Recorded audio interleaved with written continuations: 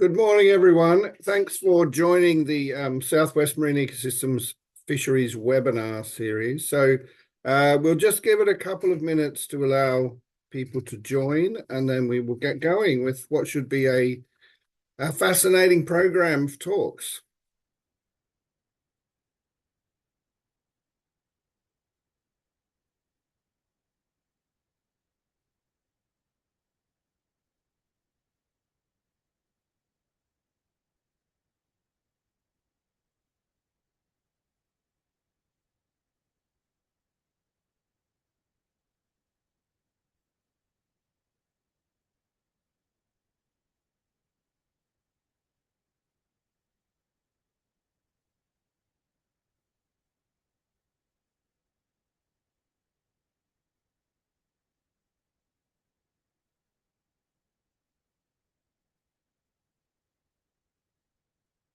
Okay, I think we'll get going. We've got a pretty steady number of about 32 people at the moment. For anyone who doesn't know me, I'm Bryce Stewart. I am at the Marine Biological Association and at the University of Plymouth.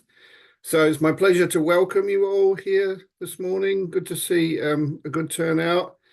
And we have a very fairly packed program of talks, but hopefully very interesting on a whole load of different topics relevant to fisheries in the Southwest. If you have questions, we're going to take all of those at the end. Just put them in the Q&A box at the bottom of your screen. And then Libby and I, who are going to co-chair this meeting, will handle your questions and obviously send them to the right people in due course at the end of the presentation part of the session. So we're going to kick off with Libby, who is actually impersonating Jerome. So she's going to talk to us about the Celtic Sea survey results. Unfortunately, Jerome couldn't be here. So over to you, Libby. Thanks, Bryce. I am just getting the slides up. It is showing slightly oddly on my computer. There we go. Can everyone see that? Yeah, that's perfect. Thanks, Bryce. Morning, everyone. Yeah, those stealthy eyes amongst you will notice that I am definitely not your own. And I will going to run through some slides that he has given us. We're really grateful, so generous of him to give us his work when he can't make it. So I will do my best. I won't do the expert job that your own does, but hopefully we'll get a really good feel for what the forage fish were doing in 2025. So for those of you that maybe aren't so aware of the Celtic survey, it's a really unique survey in that it samples the forage fish of the Celtic Sea and the Western Channel, and sometimes that survey area extends as well. We'll talk about that in a second. But it also covers the ocean chemistry, it covers temperature, and it also looks at some of the megafauna. So it's really getting that good picture of the whole ecosystem. This is the kind of area that Celtic typically covers. It has changed over the years. So it expanded in 2017 to include the French waters, but there have been some other iterations as well. So some years they sampled Cardigan Bay as well. But 2025 was a normal sampling year for the Celtic survey, which is this kind of area. So 2016 was the smaller area and it's extended now to this. So next slide. Oh, sorry, it's going to whiz through these a little bit. There we go. So Celtic in 2025. So it's an October-November survey. It maps the quantity of forage fish community, the pelagic forage fish community, specifically in that kind of southwest area. It had a couple of main objectives in 2025, and that was looking at sprat and 7D and E, and also sardine in the wider seven area, IC7. It did lose some area in 2025 due to storms. So basically they had to do about 200 miles less of survey. And so that also included about 5 or so fewer trawls. But overall, that was a really successful kind of survey adapted to the conditions. In the daytime, it kind of focuses on acoustic surveys of those pelagic fish communities, as well as trawling to kind of sample those fish as well to get some length of age data. It looks at apex predators, so observers are on the ship at the same time recording, and it does subsurface oceanography. And then you can see at night time there's a sort of different set of sampling that complements the wider picture of forage fish to kind of help contextualize that. So a really, really comprehensive survey. So in terms of the oceanography, it was about average surface temperature in 2025, but we're going to move on to look at some maps of the sort of temperature anomalies. So the mean surface temperature for 2013 to 2024 is on the left, and the anomaly is on the right. And it shows that the warm water patch in the southwest is due to the absence of the normal cool water pool in this area, and also due to warmer bottom temperatures. The cold patch has a role in shaping the location of the Ushant front, which is this kind of seasonal tidal front that acts as a boundary between the well-mixed coastal waters and the stratified deeper waters in the Celtic Sea. So some warmer bottom water temperatures, which is interesting. So moving on to delta T, which is the difference between bottom and surface temperature.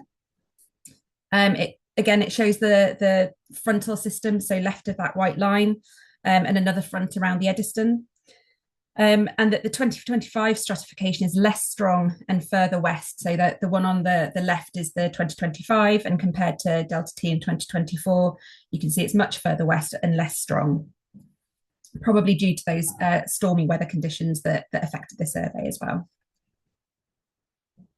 So trawl catches, I think this map is fascinating. And so you can see the different species on the top right. So we have pilchard, anchovy, sprat, herring, mackerel, horse mackerel, boarfish, and blue whiting.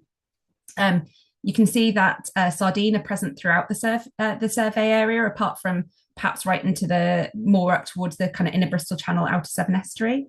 Interestingly, anchovy are much more abundant on the south coast.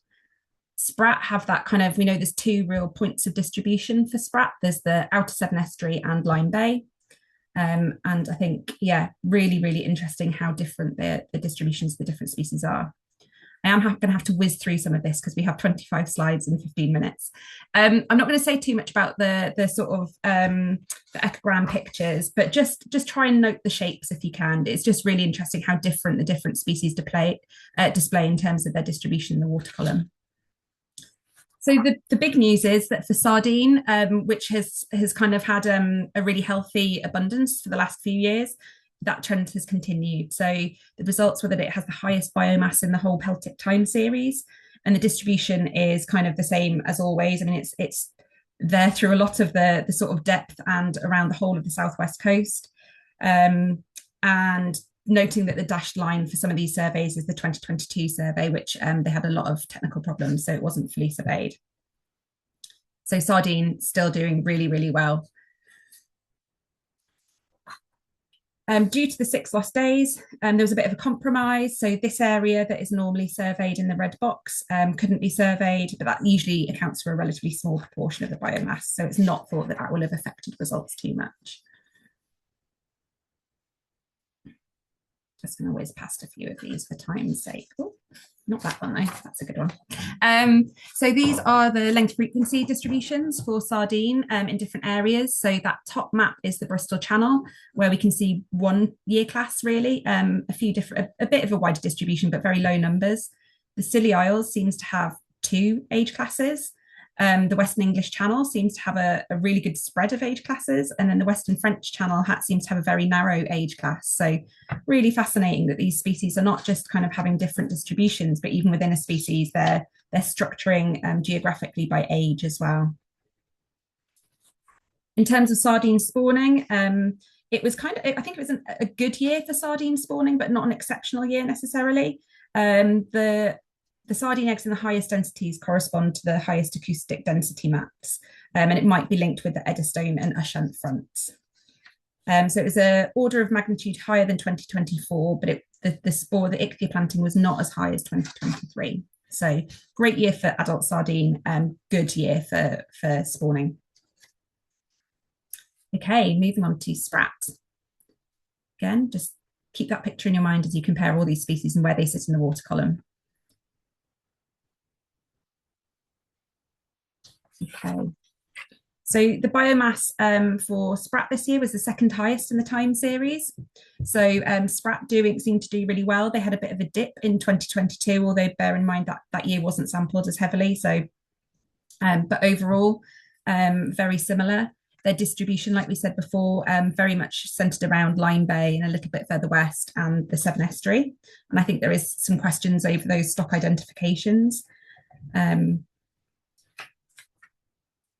And again, they're showing some sort of really interesting size structure distribution. So the Bristol Channel seems to have two age classes. The Scilly Isles seems to have slightly older fish. The Western English Channel, again, quite a range. And the Western French Channel, again, maybe a narrower range. But still noting that there are no fish over 2 years old. So the fisheries reliant on older fish, and they've basically been absent from sampling for a number of years now. So the fishery that used to exist in the English Channel has pretty much disappeared.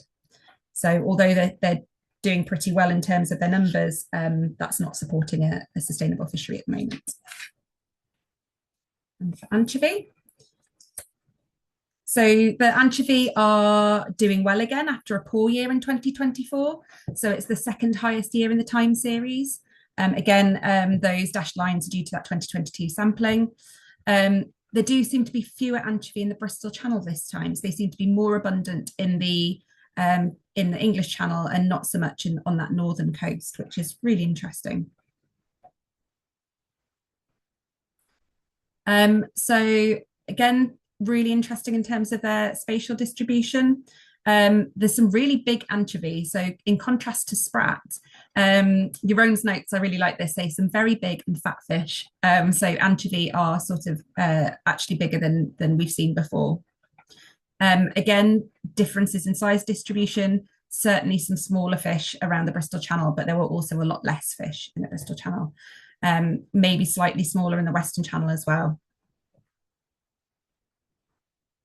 Boarfish. So boarfish are a really interesting one. I recommend if you don't know what a boarfish is, you go away and Google it. They're quite cute. I probably shouldn't say that as someone who considers himself just about still a scientist. They're a fascinating fish. They live up to 30 years. They have quite a complex life history, and they're generally found in much deeper waters. As you can see in the distribution map, they are much more in those deep waters and kind of in those perimeters of where Peltic surveys. Horse mackerel. There were again some unusually really large fish in the sampling with several cohorts, which isn't necessarily typical in the Peltic surveys. Fascinating in that Bristol Channel, the two really distinct age classes, and then the Scilly Isles looks like two age classes, but much more similar in size to the Scillies. So all sorts of interesting things going on with size distributions. And finally, to top off the list, blue whiting. One really strong age class and two sort of age classes overall, and very similar to boarfish, much more distributed in those kind of deeper waters that Peltic surveys. So to summarise, I think Jeroen's being modest when he says it was a semi-successful Peltic 2025. They lost 6 days due to storms and 200 nautical miles not surveyed. But overall, they collected a lot of information that can be compared to previous years. They were generally average conditions, certainly at the surface, but with warmer bottom temperatures and some questions around the Ushant front moving further west. A really great year for sardine and anchovy and sprat. So all of the main forage fish species are doing well again, which is reassuring. There are going to be some potential changes in 2026. So there might be a change of the survey time to hit that peak spawning of sardine. At the moment, it's possibly missing that peak and align with other sampling. So they're just thinking through the logistics of that at the moment. And I think the sardine assessment is also really interesting. So Peltic now underpins that stock assessment for sardine, and they're going to be looking over a 1/2 roll to a constant harvest rate, which is basically moving to a less precautionary stock assessment because the stock is doing really well and they now have the data to move into something that allows a slightly higher yield. And I think that's it from me, Bryce, or your own, I should say. Thanks, Libby. Brilliant job with a lot of fantastic, but quite detailed information. So yeah, it's always tricky to present somebody else's work, but you did an awesome job. So just to remind everyone, if you do have questions, we're going to take them all at the end. Please put them in the Q&A box as we're going along. That way you well, if you get in there first, you'll be responded to first. So okay, moving on now to Leonie Robinson from the MMO, who's going to talk to us about the Celtic Sea Pelagic FMP Fisheries Management Plan. Over to you, Leonie. Thanks, Bryce. I'm just going to share my screen. Is that coming through okay? Yep, that's good now. Thank you. Thank you. Okay. Well, thanks very much for inviting me to talk today. My name is Leonie Robinson, as mentioned, and I'm a principal specialist in the evidence and evaluation team at the Marine Management Organisation. I previously worked at Liverpool University and I'm an ecologist by background. I've done a fair amount of work on understanding the interactions between humans and marine ecosystems and trying to design assessments that can aid management that's well informed by this. I've worked in the broad area of ecosystem-based fisheries management for quite a long time. And I also have interests in understanding the value of nature to people and how this varies with changes in the state of the ecosystem and how we use it. So I was really delighted to be given the opportunity to lead some work at the MMO over the last few years that explored how taking a natural capital approach could help to develop a fisheries management plan. So I think Libby said she might have talked about fisheries management plans in this setting before, but I'll just give a very brief introduction for anyone who doesn't know what they are. They're evidence-based action plans, and they're developed in collaboration with the fishing sector and other stakeholders. And their purpose is to deliver sustainable fisheries for current and future generations. So they're a plan and they have a longish timescale, but the idea is to try and bring together everything that's needed to help better manage fisheries in English waters and UK waters going forward. So on the right there, you can see the Fisheries Act objectives, and they cover a range of things, including the sustainability of the stocks themselves, being precautionary in how we manage, considering the whole ecosystem using good evidence, trying to reduce bycatch, considering access to fisheries and how people benefit from fisheries, and also considering climate change and how that affects stocks, fisheries, and also how fisheries can impact on climate change as well. So there's a wide range of objectives there, and some scoping work we did a few years ago identified that a natural capital approach could enable us to develop policies that would really be more holistic and help to achieve this wide range of objectives. So the Celtic Seas and Western Channel Pelagic FMP was selected to trial this approach for a number of reasons, really. You can see the map there that shows the coverage of the FMP within the orange line. And it also shows the different IFCA boundaries there. So it's a joint plan shared by England and Welsh authorities, as well as involving regulators, including the MMO and IFCAs as well. And so we selected this FMP to focus on because pelagic stocks are obviously really important in the ecosystem and really important as forage fish there.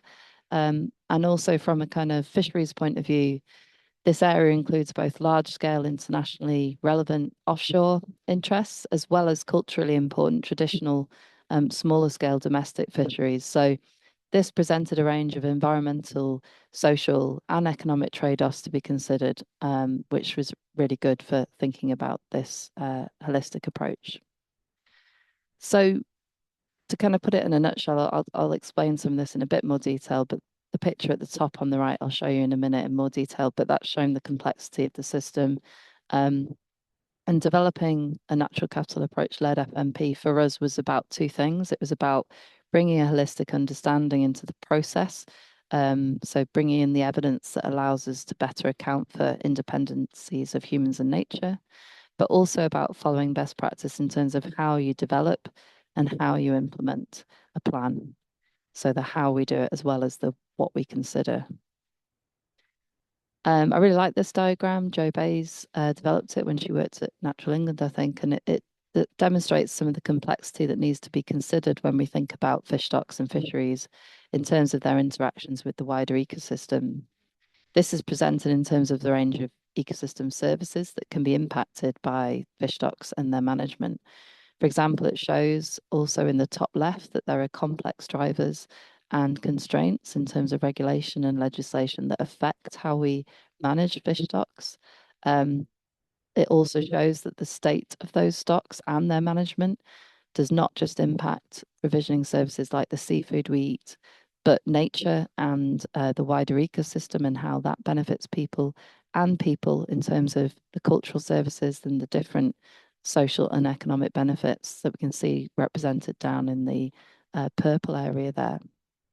So a natural capital approach to developing an FMP should therefore consider all the benefits people receive from fish stocks, the ways in which people depend on them, and the impact people have on the fish stocks and wider ecosystem as a result of fishing and other activities when making choices and decisions. In addition to bringing in as complete as possible an understanding of the interdependencies of the FMP stocks and fisheries with the wider ecosystem, we also focused on how the plan was developed, looking at the potential to improve how decisions are made. This built on work we did in the MMO under the Marine Natural Capital and Ecosystem Assessment Programme around understanding what good environmental governance is. Governance is about how decisions are made and who gets a say in them. And good governance means making decisions that support equitable, robust, and just outcomes. It requires transparency, participation, effectiveness, accountability, adaptivity, and flexibility in the process of decision making. So a natural capital approach recommends taking a partnership approach to ensure those different characteristics can be considered when we're developing plans. So in developing the Celtic Sea Western Channel pelagic FMP, we sought to both provide a diverse evidence base that was developed through a systematic process. So it now allowed us to bring in a wide range of evidence from different sources that considered all those different parts of the ecosystem and their values and benefits. And we also took a partnership approach to how the plan should be developed, including meaningful stakeholder engagement and partnership working. And those in the partnership included both people who can be impacted by changes in management of the stocks and also those who can influence those changes. It's important to note that this kind of working to develop a plan is resource intensive in terms of people, time, and money. So whilst we've been doing this, we've been also undertaking a developmental evaluation to consider the extent to which it was possible to achieve kind of the ambition of what we wanted to do, and also the extent to which it made a difference or not, compared to some of the other approaches taken to developing fisheries management plans. So I wanted to say a little bit more about working in partnership and how we sought to do that. The purpose was to, well, initially we established the partnership to guide development of the FMP, as I've said, through a collaborative approach. We set it up initially in March 2024. It's still going. It's kind of in a less active phase at the moment because the FMP is going through the post-consultation phase. But we have worked with the partnership different levels of intensity on and off through the last couple of years. It's led by the MMO. I chair it currently, and it brings together diverse stakeholders, including DEFRA, Welsh Government, marine regulators, including ourselves and IFCAs, the statutory nature conservation bodies, commercial and recreational fishers, environmental NGOs, fisheries scientists, academics, and other marine users. The role of the partnership is to co-design and co-develop the FMP. going through the process of defining a vision, priorities, reviewing evidence, and creating policy goals and actions. And membership evolved to ensure relevant expertise at each stage. We followed some guidance on best engagement to try and improve participation and look at things like transparency and effectiveness in engagement. And we, in doing so, kind of adapted as we went through the couple of years as well, thinking about, which ways we met and how we met. Sometimes it worked really well to meet in person. Sometimes we met online. We provided a kind of diverse range of ways of engaging. And we also added targeted meetings where it was really important, for example, to kind of bring in a better understanding of some of the evidence.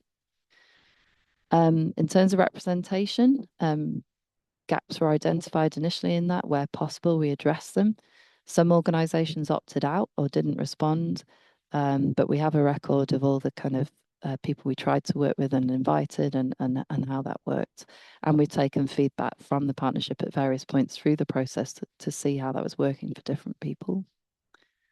As I said, attendance varied, substitutes were allowed, multiple representatives attended when needed to provide diverse expertise, and all members received communications and draft documents and were able to comment on those. So it was great to have Libby's talk before this, because she gave you a lot of detail there on the latest understanding of some of the stocks that this FMP is focused on. So I'll just whiz over a couple of key points here that sort of perhaps give a few other interesting facts or information around this FMP. So it's 5 fisheries and 6 different stocks. There's a range of management that's relevant, a mix of quota and non-quota approaches, a range of technical measures that differ in how they affect different stocks, and bylaws that affect some of the fisheries. There's differing levels of information on these stocks, which also affects how they can be assessed. And as Libby was just describing there, that's evolving at the moment for some of the stocks, in particular sardine, because of an improving evidence base, which is fantastic. And there's great kind of participatory science work going on between CFAS and the sardine fisheries with government as well. So that's really positive. In terms of the fisheries, herring stocks are really still in a poor state, and there were traditionally important inshore herring fisheries in the southwest, but these are now very small. We know that herring stocks are being affected by climate change and the current kind of changing environmental conditions. And obviously, there's evidence that shows that there's been overfishing and at times for these stocks as well, and that there are other human drivers in the southwest that could affect any potential recovery of the stocks due to potential impacts on the spawning grounds. In terms of the fisheries overall, the sardine fishery dominates landings and value. And we've looked at how the FMP can continue to support that kind of valuable fishery in the southwest, so that it can maintain its market value and position. Cornish sardine is an MSC certified fishery, and it has really strong local social and economic value. So that was a really important consideration in developing the FMP as well. The Cornish Sardine Management Association are quite well established. We work closely with them, and they have a voluntary management approach in place in addition to the kind of legislative requirements in place. And the FMP will continue to support that and kind of work with them to adapt that as needed. But it was identified that, as that stock is doing really well and as some other pelagic stocks are doing less well, there is a risk that overfishing outside of inshore areas could become an issue. So the FMP looks at whether there'll be further management needed potentially in the future and how we can be precautionary in considering that. Climate change provides both a threat and opportunity for these stocks. For some, it's actually looking to favour increases, and for others, decreases. And so there was a lot of work in the evidence base for this FMP around providing as much information as possible from all the great kind of academic work and work that's being done in government to describe how climate is affecting those stocks. And there'll be further work in this FMP to try and integrate that more towards enabling better advice for management. Evidence from the partnership reflected needs to better understand how that changing environment in the southwest is going to impact pelagic stocks and the fisheries in the future. So that's going to be a really important part of this work going forward. So I wanted to finish by just setting out the approach we took to developing the FMP in partnership. This is a really nice diagram that one of our colleagues we work with in DEFRA put together, which summarises the approach we've taken. It sort of followed a process through scoping, developing an evidence framework around a set of principles. These principles, as shown there in that evidence framework, they were the priorities really that were identified. And we identified those priorities for the FMP through a combination of working in the partnership, looking at what the legislation requires, and also getting input from a technical group who represented different government bodies who advise on FMPs. So together and through the partnership, this set of priorities was established. Some of those priorities, well, they do reflect a lot of what's required in the Fisheries Act objectives as well, but they provided kind of a really nice local FMP specific focus on some of the things that really matter for these fisheries and fish stocks. So with that framework in mind, we were then able to develop an evidence base. This was quite extensive and is now summarised in an evidence statement that is published. So if anyone's interested in that, I can provide a link to that later. And that evidence base covers a wide range of the sort of advice on fish stocks, latest assessments, but also information on things like what we currently understand about the social values and benefits associated with some of these fisheries, the best kind of evidence we have around that. Also, the best available evidence we have on ecosystem interactions related to these stocks, food web models that are relevant, what we understand about climate change, etc. So all of that evidence underpinned the development then of the goals which form the fisheries management plan. Those goals set out specific actions, and they are the legally required things that government needs to then implement over the next coming years. So in terms of where we are now, as I said, the evidence statement has been published, and there was a public consultation on the fisheries management plan itself, which closed on the 5th of May. DEFRA are now reviewing the responses to that, and we'll work with DEFRA to consider any implications regarding any changes needed and how the partnership views and evidence can be considered in doing this. The plan itself will be published later this year, and implementation of the actions officially begins after that. So that'll be from 2027. The actions have time-bound goals, and they range from between 2 and 10 years. So that gives you a feel for sort of how quickly some of those actions will need to be implemented. It's legally required to review progress on FMPs every 6 years. And so that the FMP will then move into that process of being part of that cycle. So I hope that gives you a good understanding of how we develop the plan, and thank you for listening. And if you have any questions, I'll take them at the end. Thanks very much, Leonie. That was great. It reminds me of that quote, fisheries management is nothing like rocket science. It's much more complicated. But good to see you giving it a red hot go. I also love the fact that in cultural ecosystem services, one of the activities was watching fishing boats, which is something I know I love to do. And it gives me pleasure. So there you go. Okay, thanks again. So we're moving swiftly on to Jacob Bestwick, also from the MMO. So over to you, Jacob.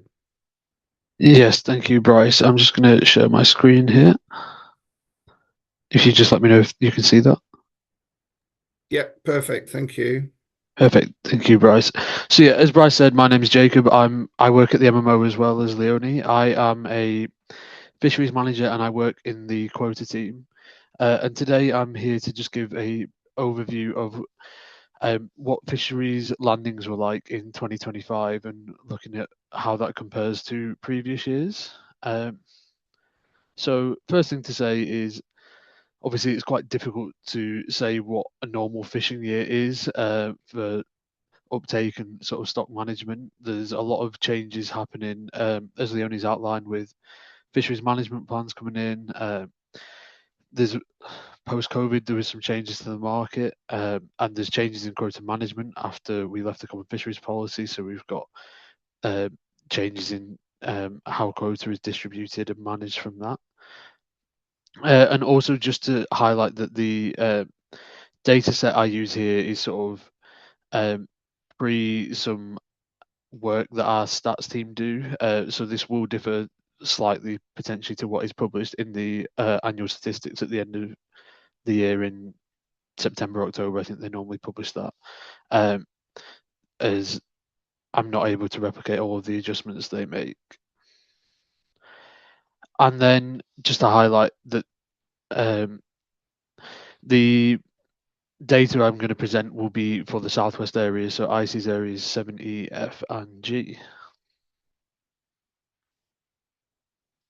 So the first thing I have is an overview in general for the southwest area. We have some landings data on the left, which is in tonnage and for the southwest area. And this is sort of separated into three coloured blocks. So the blue block is the producer organisations. Then we have the grey block, which is the under 10 metre sort of non-sector vessels, and the orange block is the over 10 metre non-sector vessels. As you can see, the landing data in terms of tonnage shows a bit of a reduction in 2025 for the southwest area compared to the previous 3 years of around sort of 8,000 tons. And then we have on the right hand side, we have a graph that shows this by value. The yellow line is a line that represents inflation using the Bank of England calculator. So it's just so we can compare cross years roughly whether the years are comparable. And we can see that there was, again, a slight decrease in the value of fish landed. You can see there further back in the time series for both landing tonnage and value that there is a dip in 2020 and 2021. And what we can also see is that while there is a reduction in value, this is a lower reduction than the reduction in tonnage. The next slide I have is just the same two graphs, but at the overall UK level, just so we can see how the Southwest compares to the overall UK trend. So we can see that the reduction in the UK, there is a reduction in the UK overall in terms of tonnage landed for 2025 as well. But this is a much smaller percentage reduction compared to the Southwest. So at the UK level, this is a 2.5% reduction, whereas for the Southwest, that was a 21% reduction in the amount of tonnage landed. The value actually increased in the overall UK level.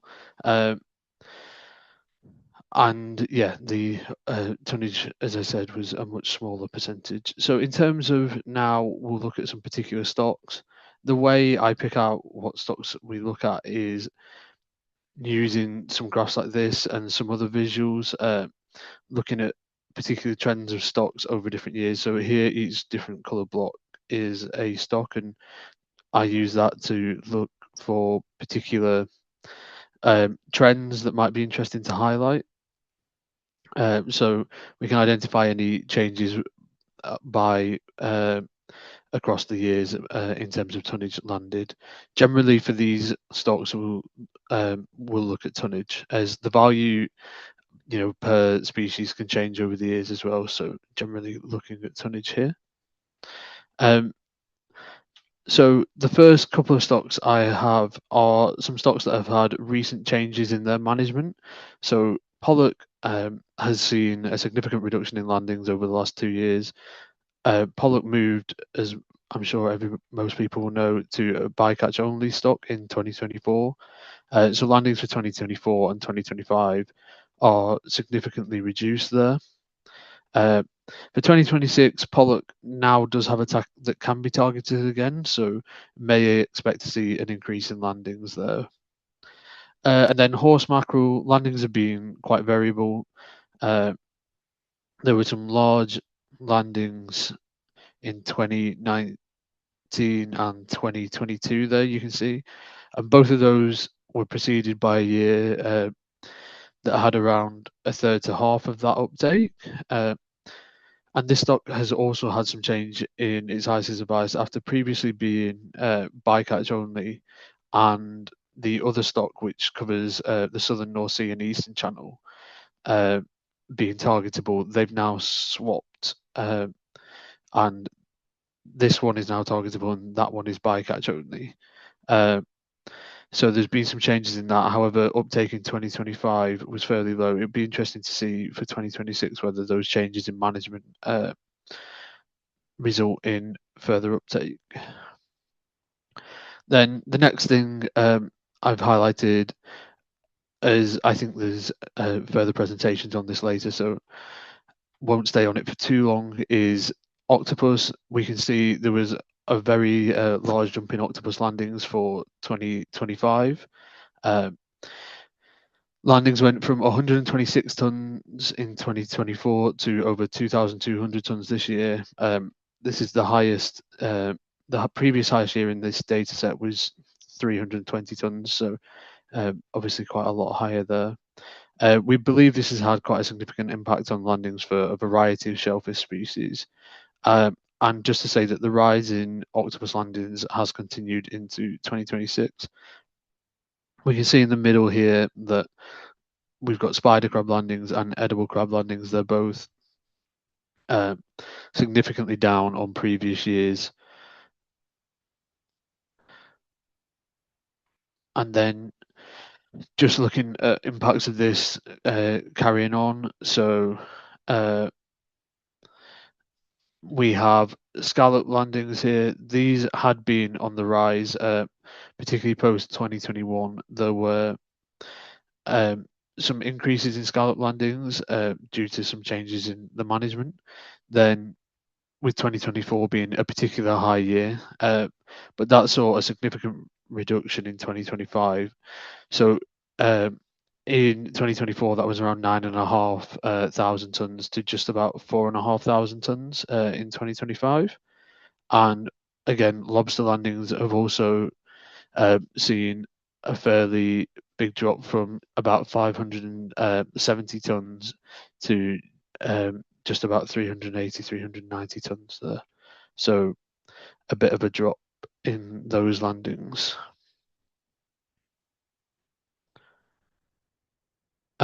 So the next slide I have is some stocks we looked at last year, wondering if landings had sort of reached a stable level. That was pilchards and whelks. So pilchard landings previously had been a little bit variable. You can see from sort of 2018 to 2022, there's a bit of up and down there. But they had shown some signs of stabilising at around 9,000 tons in 2023 and 2024. However, there was about a 10% reduction in that in 2025. Then for whelk landings, there had been a general sort of slow decreasing trend since 2016. And in 2021 to 2024, there had been some signs of settling at around that 3.5 to 4,000 ton level. But again, there was a decrease in 2025 to 3,360 tons.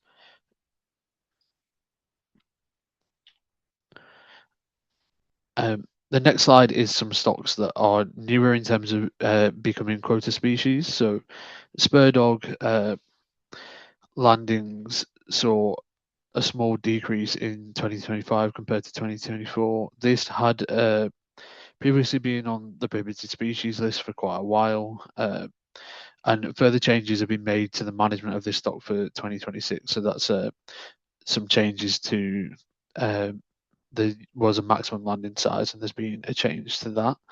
And then bluefin tuna, again, a relatively new commercial fishery. That was for the first time in 2023. Following that, there was a small increase in quota and another commercial fishery in 2024 and 2025, alongside a recreational catch and release fishery. I believe the UK quota is 39 tonnes for the commercial fishery, and you can see in 2024 and 2025 that was hit. And I believe there's some, again, there are looking at some changes to this for 2026.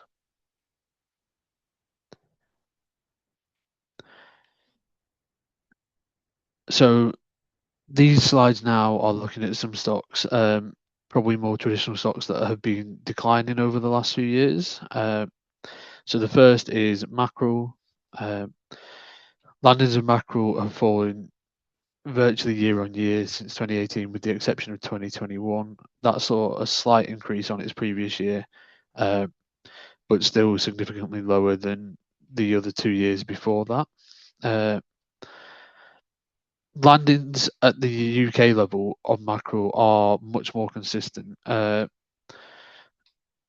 they are in the southwest, with 2023 and 2024 being comparable to the previous few years. However, there was a dip at the UK level in 2025, and there's been quite a large cut in the TAC for mackerel for 2026. Then the next is lemon sole.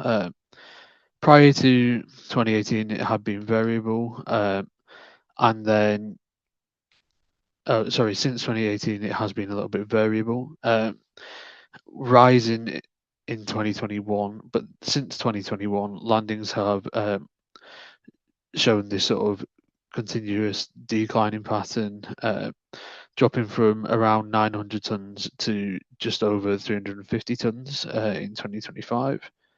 And then place landings have seen about an 800 ton reduction since 2018. So in 2018, we've got just over 1,400 tons, and in 2025, we are down to just under 600 tons there. So that's been quite a drop off. Just some further stocks that have shown a bit of a decline. So haddock has shown a general downward trend since 2017, 2018.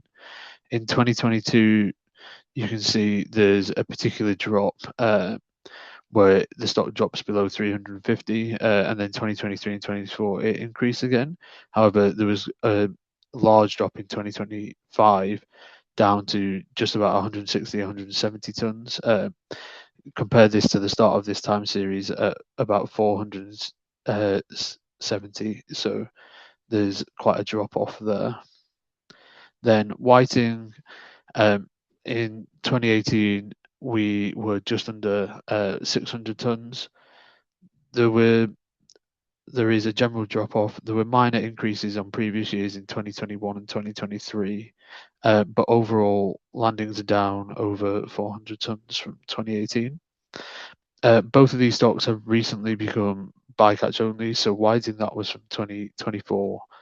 The whiting 7 beta K stock was also sort of split up a bit, and 7D was made separate to that, and haddock from 2026.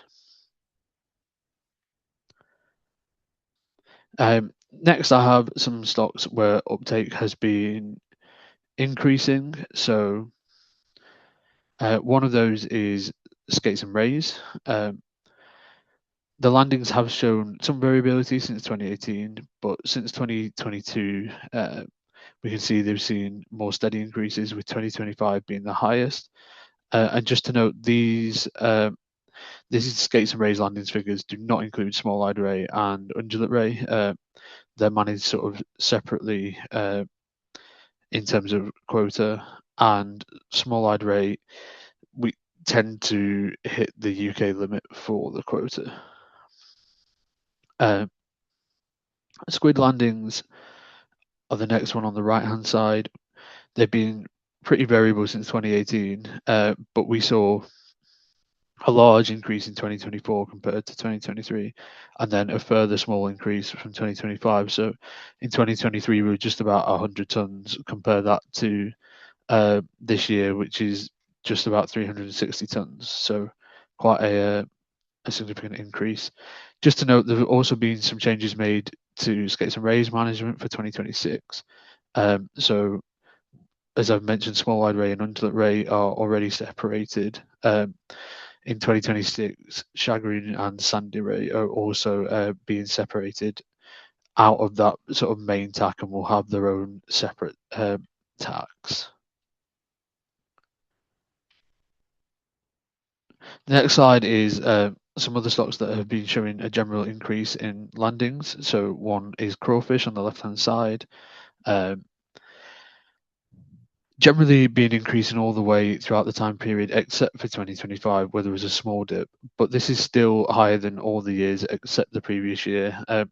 Started off in 2018, 2019 at less than 20 tons and up to over 100 tons in the past couple of years. And then bass landings have been a bit variable since 2018, a few years up and down, but 2025 there was a bit of a significant increase compared to 2023 and 2024. Again, if you look at the start of the time series 2018, we've gone from about 270 tons up to this year at just under 500 tons. So definitely sort of an increasing trend over the time period. Then we've got now some stocks that have shown quite a large degree of variability. So on the left hand side there, we have cuttlefish. As you can see, landing sort of significantly up and down, believed to be in part related due to the short life cycle of these, but 2024 and 2025 have similar levels of landings, and this is generally comparable to sort of levels of landings back in 2018 and 2020. Around 3,300-ish tons in that sort of area. And then monk landings or angler landings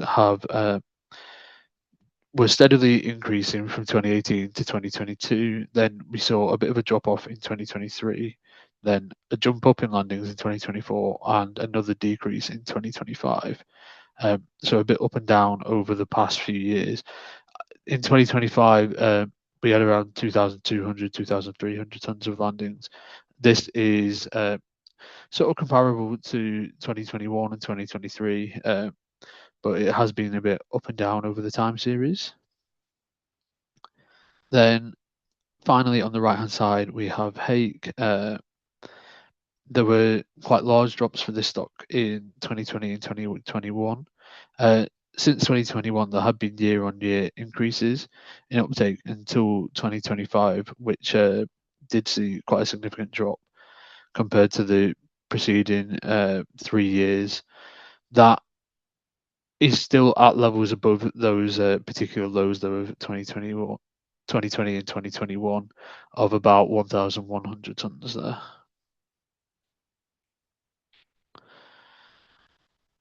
Next, some more stocks that have been fairly variable. So, net up Jacob, landings. sorry, Bryce here. Sorry to interrupt. We're quite over time, so are sorry, you Bryce. nearly there now?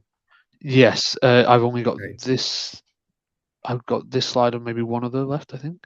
Yeah, okay. If you could just move on as quick as you can. Thank you. Sorry, so net up landings have been a little bit variable, up and down, but low levels of landings in 2020 and 2022. In 2025, landings of those have been higher than all years apart from 2024. And then Gurnard landings in 2025 have matched levels in 2018 and 19 just around the 900 ton marks, but there was a notable high in 2023 and lows in 2020 and 2021. Here we have some stocks that are a bit more stable. So Brill and Soul. Brill became a quota stock in 2024, but landings seem to have remained fairly stable in that sort of 230, 240 ton region. So landings had been increasing,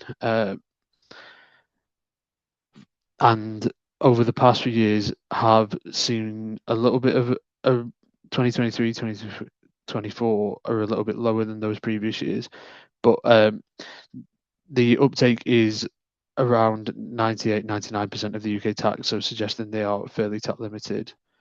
I can skip largely over the summary slide there, Bryce, but I think the slides will be shared. So yeah, thank you. Brilliant. Thanks, Jacob. Sorry to rush you. We just want to have a bit of time for questions at the end. So yeah, I mean, look, what is normal? I think it's just a cycle on a washing machine, basically. For me, this highlighted the value of, collecting data over a long period of time where you can see those trends in both directions. Okay, so moving swiftly on, over to you, Ed Baker from the Plymouth Fishing and Seafood Association, for something a bit different. Ed, no pressure, but if you could try and get it down to around 10 minutes, that would be great. I'll try and do the same afterwards for me too. Okay, thanks. Thanks, Bryce. I've been asked to talk to you all about the Plymouth Fishing and Seafood Association and what we are doing to promote and look after local fisheries. So I'm assuming someone will butt in or speak to me if you can't see this, because I now can't see anything. I'm on a little laptop in a little room that's suffering from fire damage and water ingress. So we can see it fine. Thank you. Yeah, great. Thanks, Bryce. So choose local, go wild. This is a campaign slogan that we created about a year or so ago in an attempt to support local fisheries. But first of all, who are the Plymouth Fishing and Seafood Association? Well, we were created in 2022, and our aim is to help Plymouth and other local fishing communities to survive. And we have a broad membership, intentionally so, to incorporate the commercial, recreational, and retail sides of fishing, with an aim to try and create one voice, albeit multiple voices coming across as one sometimes. We've got three main aims: to support fishermen's engagement with policy and management, make fisheries more sustainable, and promote the local consumption of fish through community engagement.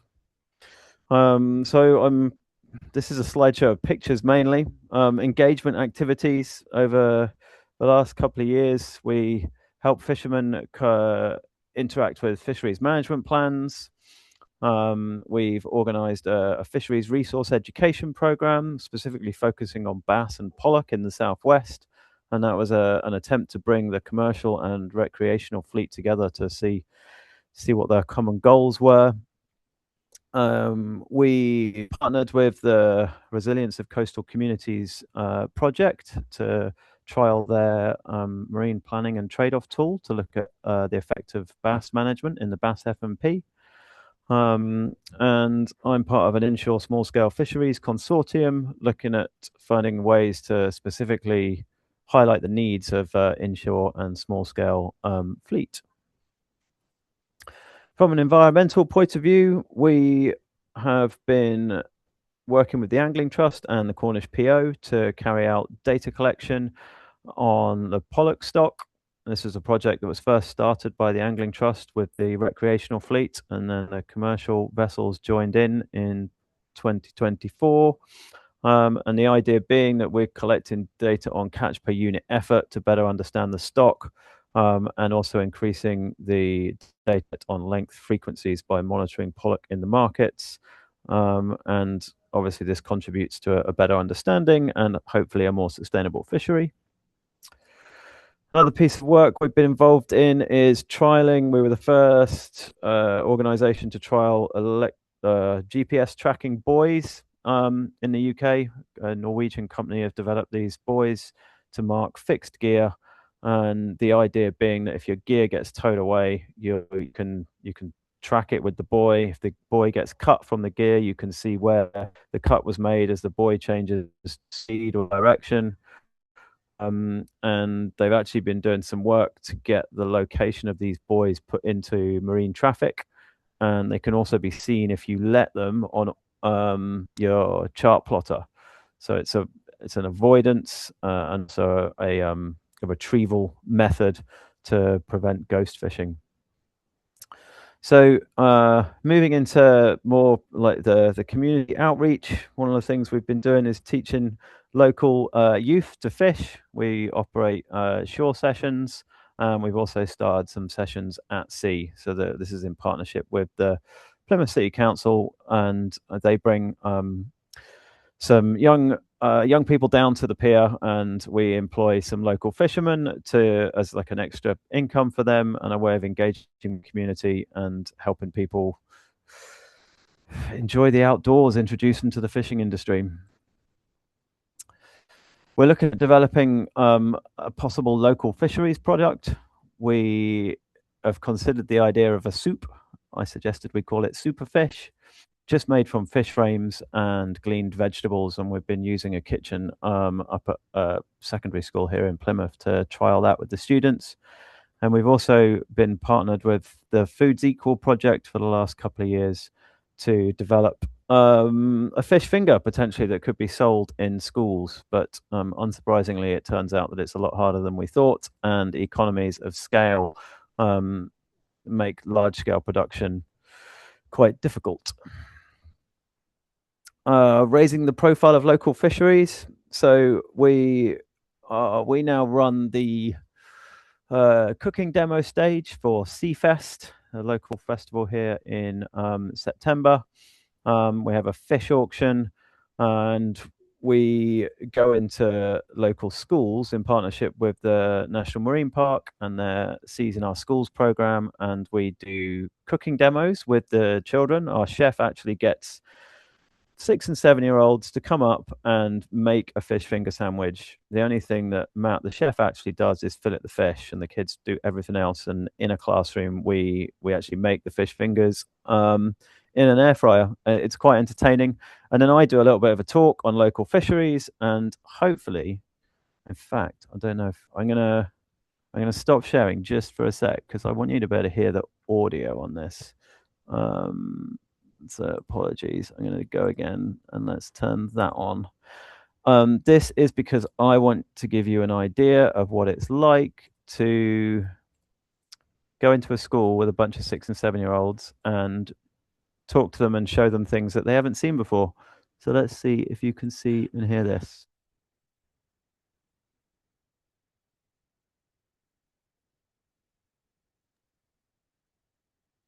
Sorry, Ed, we can't hear anything. Oh, no. We'll There's see lots of anything. That's a shame. All right, so I produce a giant conger eel, and the kids go a bit wild and all come piling into the front of the class and mob me to touch and feel this strange monster from the deep. I think you're just not sharing your slides, Ed. We can't see anything. Yeah, that's It even might worse be as if you well. share them again after selecting what you did, we might see them. But take it from me, the kids were very excited. We heard the video beforehand. Right.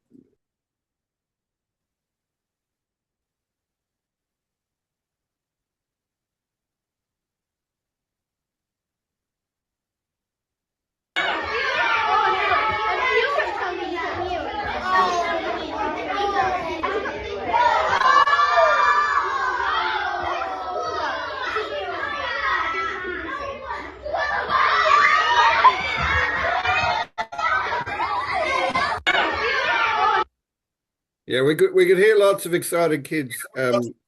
Your slides are jumping around a little bit, but yeah, if you just go back to where you were. But we got the vibe, don't worry.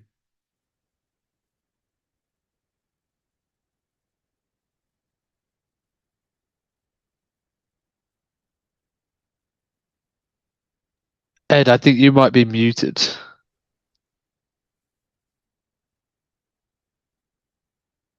Yeah, you're still muted, Ed.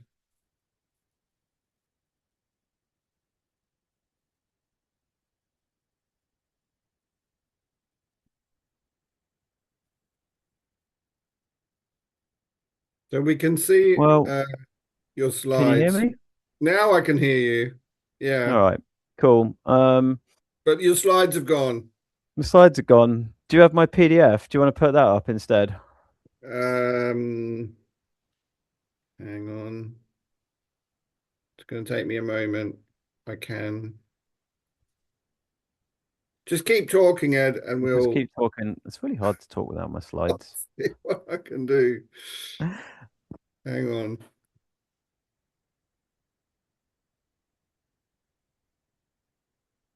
Can you see my slides? Can you hear me? Right, we can hear you. Oh yeah, no, we got it. Yeah, slides are back, and we Yeah. can hear you. All right, cool. Awesome. We're back in business. Can you see yourself, Bryce? Uh, I think I'm about to. Yeah, now I can. Yeah, so we're All on that right, merchandise Brill. slide. Yeah, So we're back. one of the things we've done to try and raise our profile and get a bit of money so that the organization can actually continue is develop some merchandise. And you can see Bryce kindly supporting us there with a new cap. But the thing that we really wanted to get to was, so we have made a virtual fishmonger, is what we've called it. It's a website that promotes the local fish merchants and encourages the public to buy online and then come down and collect it, or can be delivered. And we've called it virtual because we're making 3D footage, a bit like Google Street View, that walks you down onto the quay, walks you into the merchants, and immerses the customer in the process online to try and demystify the quay and encourage more people to come down, make them realize that there's still people fishing here, and kind of create a bit of a point of difference to draw people into buying local fish. This is definitely a work in progress. But you can see a little example of the shop. It is live, and through it, we are trying to promote purchases of fish that are sort of direct from a fishing vessel. So we work with the fishermen. They can allow directly, certainly to sole of discretion, and then we advertise their fish online for people to buy. And then this little video is the beginning of our street view that we should still have up there, should have up on the website soon. And the idea is that in future, with a bit more money spent, you'll be able to actually pick those fish up, have a and kind of turn them over, look at the fish, and then there'll be embedded videos as well that can go to recipes and conversations with the merchants, etc. And let's see, there we go. And then we also had some funding, and we made a film called The Taste of the Salt, which you can find on our website, and that showcases local fisheries. I had a little clip that I'm not going to show you. And then the next question is, what next? So we've got an empty market hall here. But what could it be? If you look at those slides on the right, they were created by AI and they were created by Ian Fadson of the Ocean Conservation Trust. And we're starting to talk about, where could we go with the fish key? How can we support local fisheries? What does the future look like? And I'm going to leave it there. Thanks for listening. Sorry about the tech. Brilliant. Thanks, Ed. Yeah, well done for persevering. Technology is never your friend, is it? By the way, I love Superfish. I think that's got to rival Scallop Discos. It needs to go viral. So everybody get behind Superfish. Nice one. Thanks, Bryce. No worries. Thank you. Right, it's my turn to talk about octopus. So let's give that a crack. Kraken. Right, I'm going to try and make this as quick as I can, so we still have some time for questions. Right, so I think we all know about the octopus bloom, but I've been lucky enough to work on it for the last year or so. And this is a project, I mean, it started off just out of curiosity, but then, became a funded project. And I just want to firstly thank our funders, so DEFRA, Plymouth City Council, and Devon County Council, and also all of my collaborators from the University of Plymouth and Plymouth Marine Lab and Blue Dog Fishing, which is Simon Thomas. So moving on, which I don't seem to be able to do. Okay, here we go. So yeah, I mean, probably like many of you, I first heard about this unusual phenomenon early last year. I was shown pictures like this, I think in January or February, by Pete Davies, who's a postdoc at the University of Plymouth, but whose dad happens to be a fisherman. And, particularly when I saw this inkwell pot just ram-jammed with octopus, I couldn't quite believe it. Apparently there were 15 octopus in that pot. So, octopus are well known for being extremely clever, but like us, who are also supposed to be clever, they do stupid things sometimes. So I kind of see this as the ultimate group hug. And these were also huge octopus, and how they suddenly appeared certainly at this size in the early days is still a bit of a mystery. But yes, this trend was not a little blip.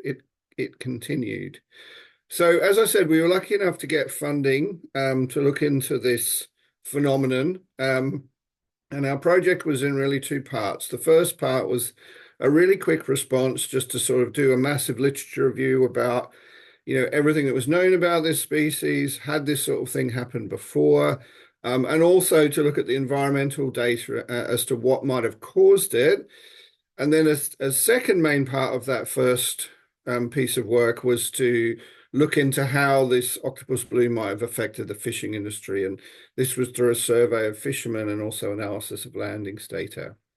The second part, which was running in the background, but was sort of a longer piece of work, was taking a more sort of, I guess, scientific survey approach. So we were doing trawl surveys through the MBA time series. Plymouth University were doing BRUV surveys, baited underwater remote videos. I also played around with this thing I've called the pot cam, so putting effectively GoPros on shellfish pots. And almost as an afterthought, I designed a survey for recreational scuba divers and snorkelers to report their observations. As you'll see, that turned out to be fantastically useful. So in terms of the biology, and just a couple of main points I want to make here. When you try to work out the distribution of this species, it's quite confusing because it's actually a complex of species. So the Octopus vulgaris, the common octopus complex, is all over the world, you can see from this map. But the subspecies that we're most interested in is this one around the, Mediterranean, North Africa, and a little bit into the UK.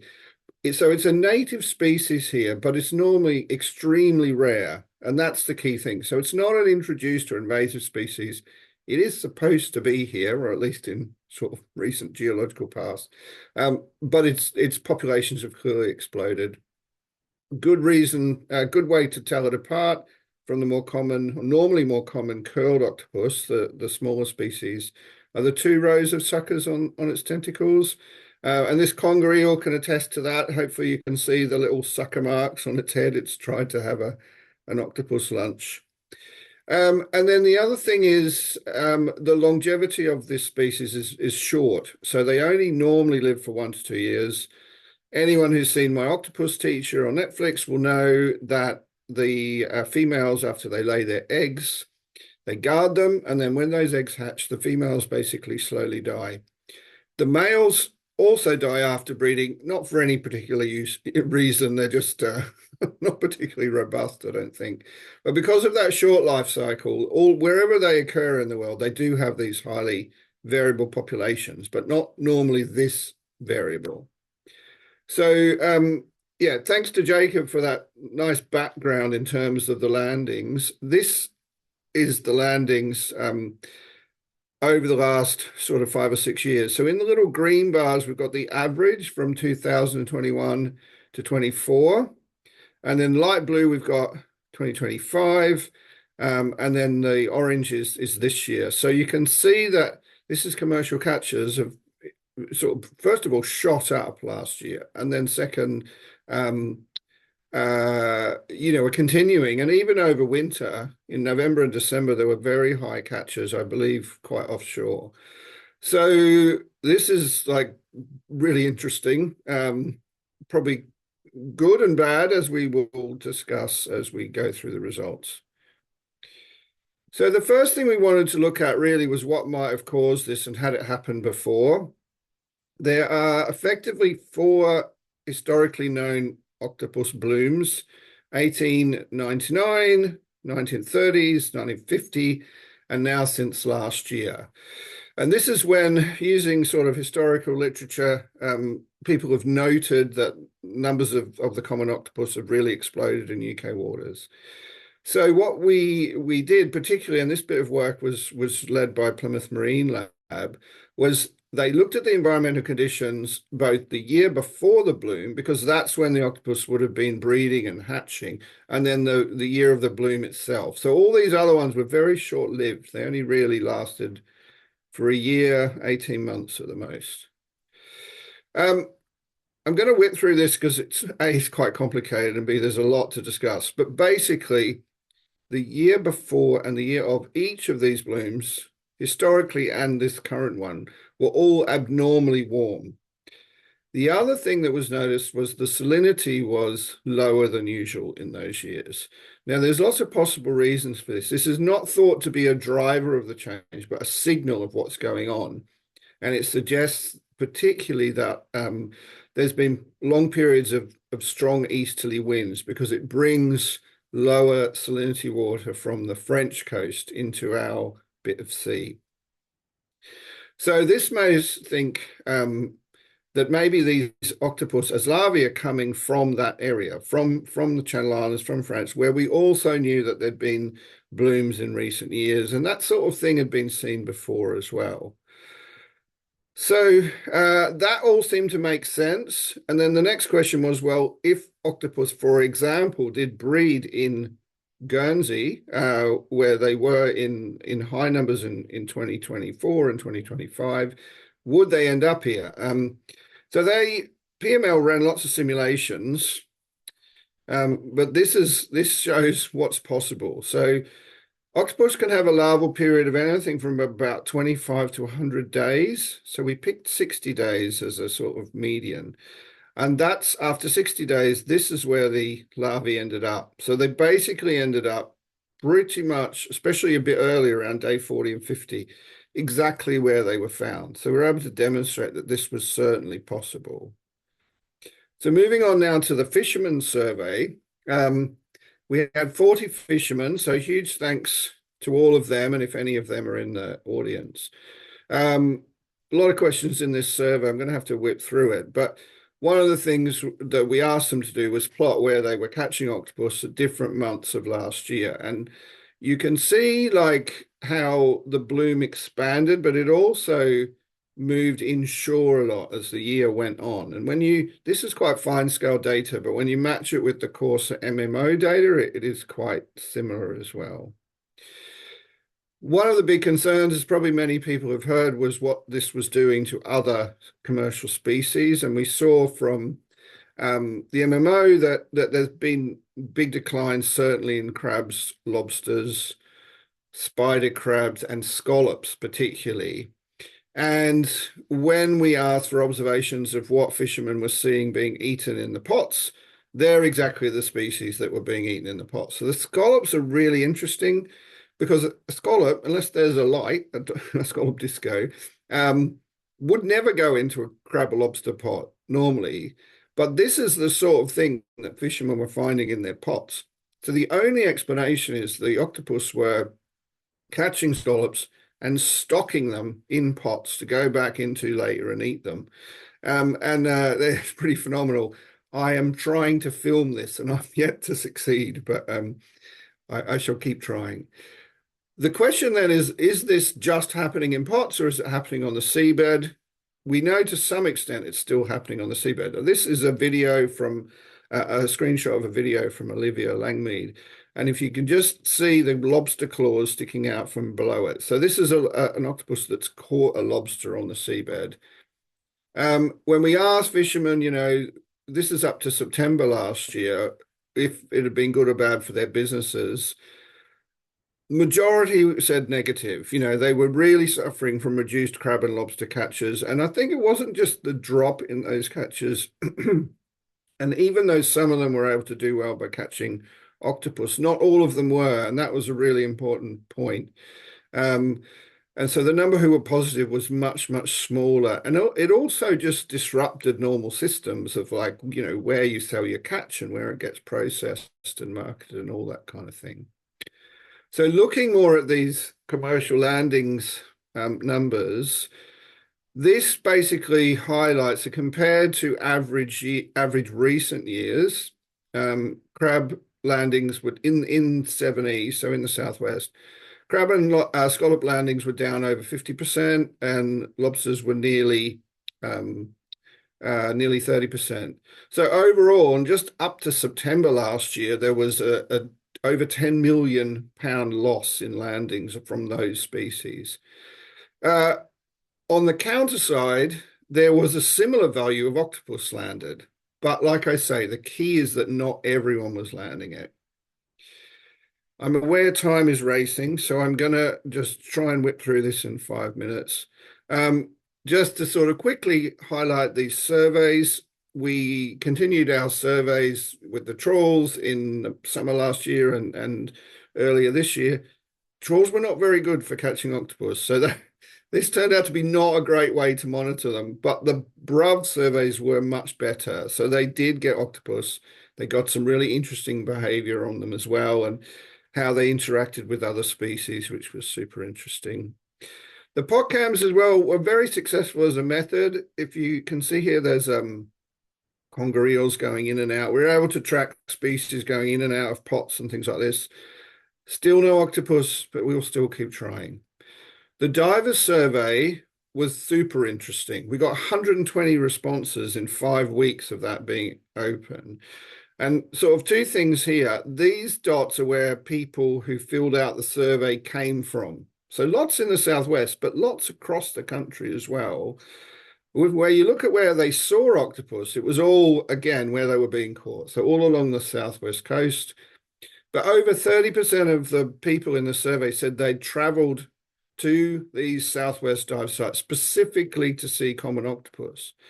So if you were an economist, you could probably do some interesting things and look at the value of that to the tourist sector, for example, and to diving businesses as well. Just quickly wrapping up, how often did you see common octopus?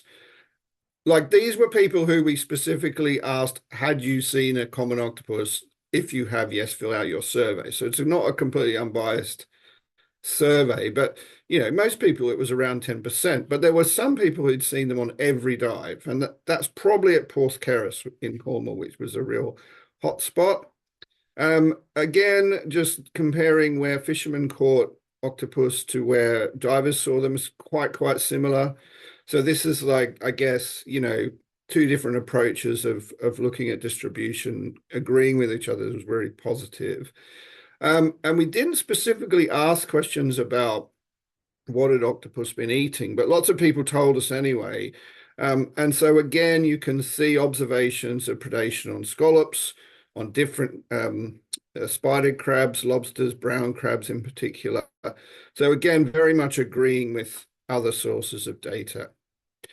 The divers also sent us, and other people, just the most amazing photographs. We've got dozens of these. They're so cool. This one, I think, are octopus breeding, for example, which is super interesting. So many thanks to all of those. And then I guess the next thing is the future. So the key thing to highlight here is the common octopus had almost never been seen breeding in UK waters before. Now they are seen all the time. We have dozens and dozens of reports and photos like this of these octopus eggs. A single female octopus can lay 300,000 eggs. So even if a few survive, that's a lot of octopus. And people are also seeing these tiny juveniles as well. So this is different than anything's been seen before. And again, as we've seen from both diver sightings and landings, the octopus are still here as well in very, very high numbers.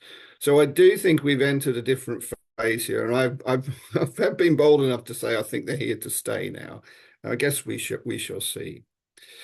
So we got quite a few recommendations here. I mean, it's all about improving the monitoring, but in particular, in working more with both the fishing industry and divers and snorkelers to really keep a better track on what's going on. Doing some other stuff that PML have developed using predictive models to try and work out what might happen in the near future. We'd love to start tagging the octopus to figure out more about their movement and also do some, ecosystem studies to look at their effects on the ecosystem and on fisheries, and some social and economic analysis here as well.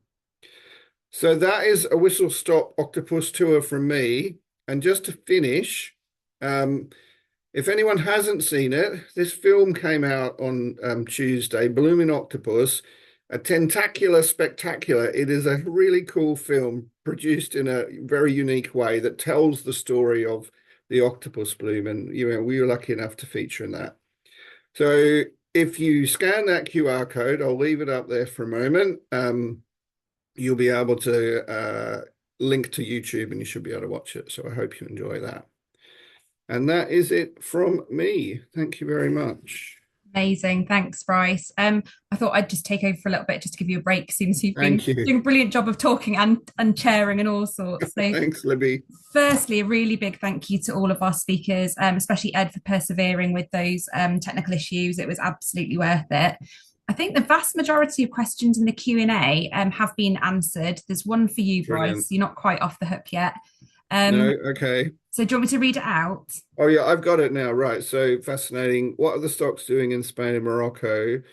Are they quota stocks? So, and does it need management? Really good. Lots of questions there. Should I be selling them? I'm going to say yes, absolutely, for many reasons. Support the local fishing industry, and diversify British taste in seafood. We are not managing them here yet because the sort of future is uncertain. And some people in the fishing industry don't think we should. They think we should be trying to get rid of them. I don't actually think we could, even if we wanted to. The problem with catching too many octopus as well, economically, is you flood the market and drop your prices.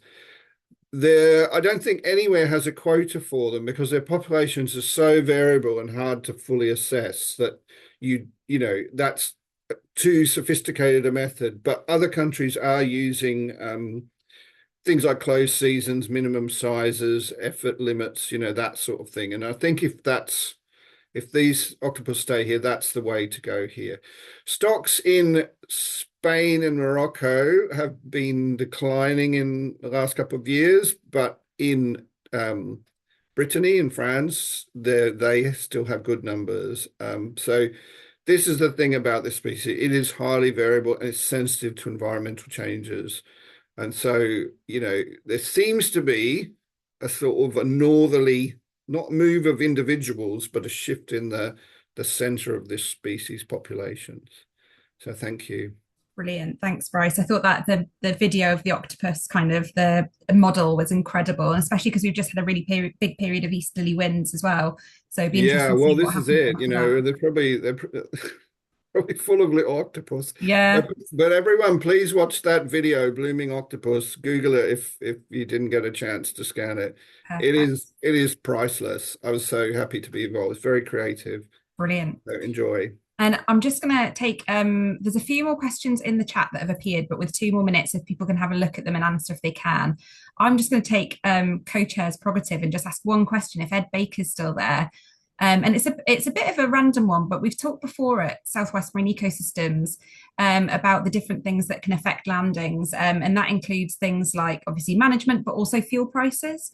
And I was just wondering if the local kind of global crises are going to have particularly big impacts for the fishing fleet, given their dependence on fuel prices. Hi, Libby. I presume you can hear me. The fuel prices led some vessels to be choosing when they go to sea, even when the weather's good. So chatting to some single-handed rod and line and sorry, there's someone knocking on the window, distracted me. And guys who's just got one member of crew, they've literally looked at the weather, gone, right, this is the only day we're going to sea this week because it's going to cost too much. And even trawlers are cutting down their trips to maybe 3 days instead of 5. Okay, wow. So interesting one for next year in terms of what it does to landings and trying to take that into account for what we see. Brilliant. Well, I think with that, it's just to say thank you to everyone who's dialed in today for listening. Thank you to Bryce for chairing that so brilliantly and keeping us to time. And thanks to all of our speakers for painting a really, really interesting, comprehensive and fascinating picture of change, I think, in the Southwest, ongoing change. And we will see you all next year for the Southwest Marine Ecosystems Fisheries Webinar 2026. Thank you very much. Thanks again, everyone. Thanks.